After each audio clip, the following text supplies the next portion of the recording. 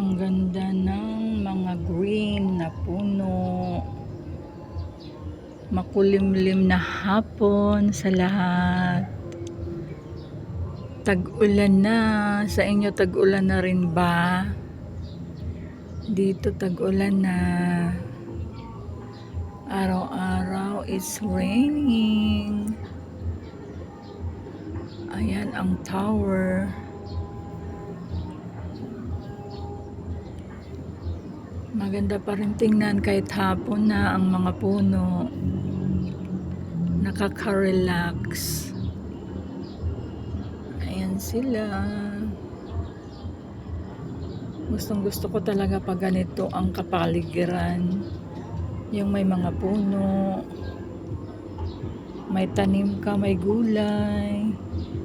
May pipitasin ka pagdating ng panahon. 'Di ba? So, yan lang mga guys. Naaliw lang ako sa mga green na dahon. Ito yung aming likod bahay, ganito. Kaya pag lagi ako dito natambay sa likod. Kasi nakaka-relax tanim-tanim, magbunot ng damo sa baba pag malago na. So, ganun lang ang life. Mag-enjoy lang kung anong meron ka.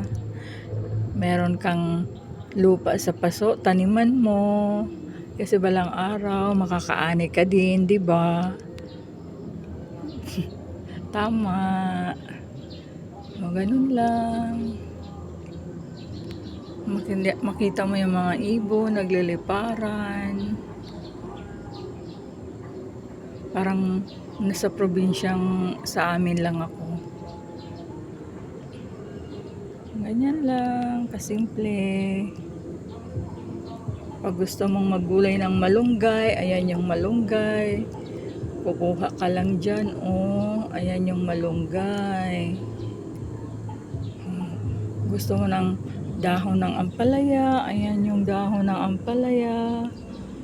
Pag may bunga yung okra, mamitas na lang. O, diba ang sarap? Libre na. So, yun lang ang ating kwentuhan. Sana nag-enjoy kayo sa inyong napanood. So, bye-bye.